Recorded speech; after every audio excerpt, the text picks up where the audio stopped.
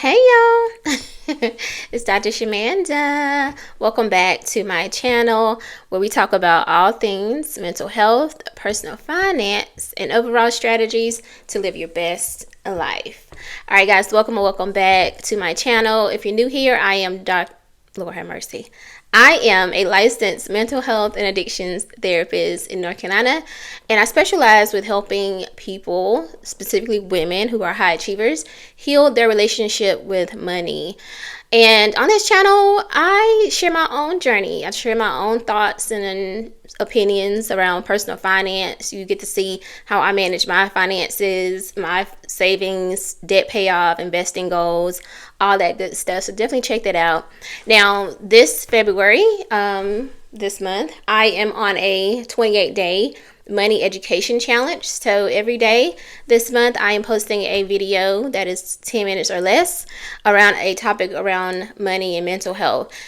And specifically through the lens and perspective of a licensed therapist. So again, this is not financial advice or, I'm not a financial expert, basically. Okay, I'm a mental health expert, but I'm not a financial expert. But, I got my own experience here, okay? So that's where we're coming from.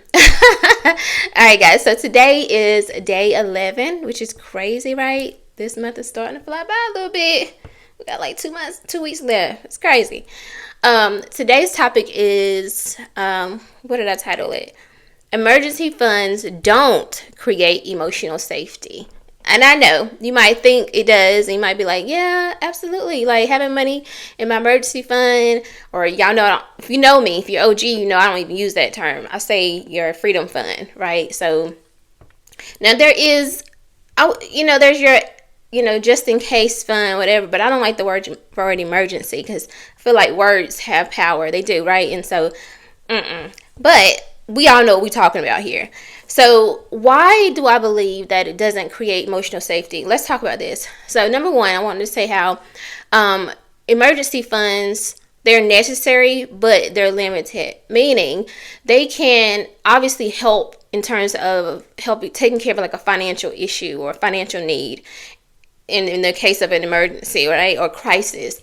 But that is not going to fully dissolve you from anxiety or any type of emotional response, right? So for example, I know so many people, self-included, like you've had thousands of dollars, tens of thousands of dollars in your savings or in your investment accounts, whatever, right? Basically, you have access to this money, but you still feel a sense of anxiety. You still can feel some depression around money because just because you have access to that money doesn't dissolve you from the emotional side of it. And that's why like some people automatically assume that rich people or wealthy people are happy and content and all that, but that's not true. I know so many wealthy people and they're not necessarily the happiest people.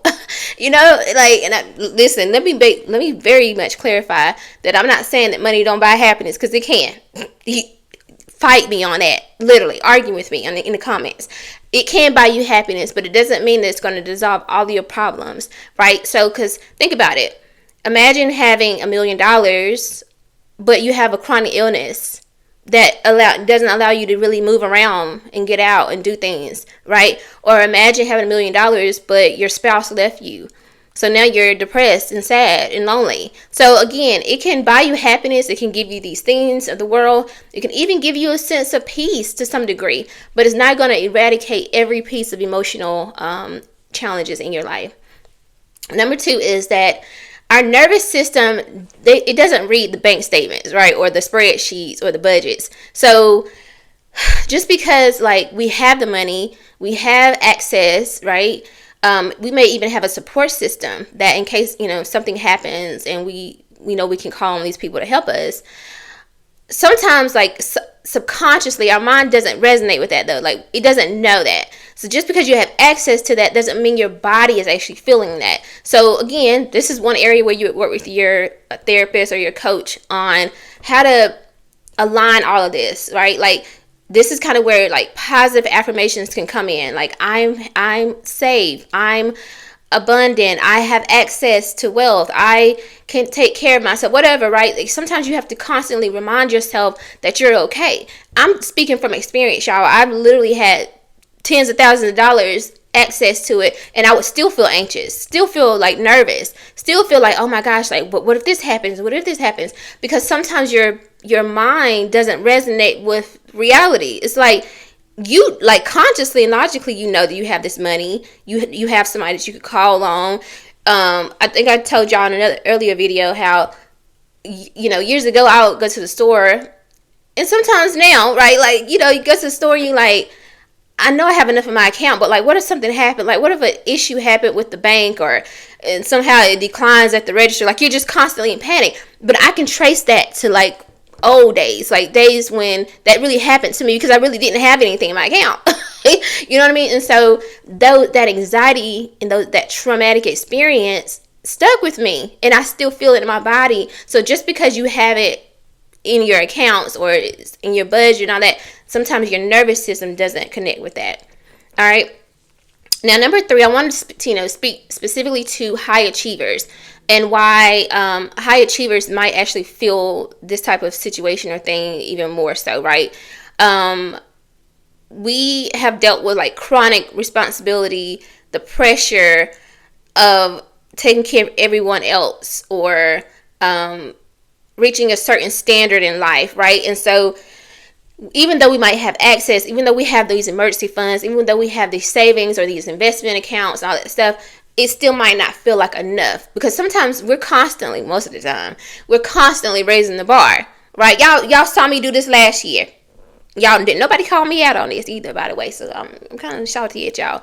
But y'all saw me. I went from, oh yeah, I'm gonna hit 50K this year. I hit 50K. Then I'm like, you know what? I think I can hit 55. I hit 55, and the next thing I know, I was focused and hyper-fixated on 100K. So it's like we're constantly raising the bar. I'm not saying nothing's ever good enough for us, but like I guess keep in mind too, we know we can do it. Like, that's the thing. When you're a high achiever, you have so much past experience to tell you that you can do the thing that you're trying to do. Like, and that's like a whole strengths-based approach, which that's a whole nother video. But like, you can do it, and so you're going to keep raising the bar to reach the next level. But you need to constantly tell yourself too that like, it's okay if you don't. You can't just chill. You could just have a seat right now. You know what I'm saying? You could just, instead of putting more money in investments, since you've already hit your goal, you could just go enjoy your life, or go on a trip, or take a vacation. You know what I'm saying? So that's where you need people in your life to hold you accountable to like having that balance. Okay. Now, number 4 is that's financial safety is different than emotional safety. We kind of talked about that a little bit, but just, it's always like this battle somewhat, right? Financial safety versus emotional safety, right? So one is focused on numbers, right? What does this budget look like? Can I meet my basic needs this month? Can I, take care of X, Y, and Z person in my family who I'm, responsible for, whatever, right?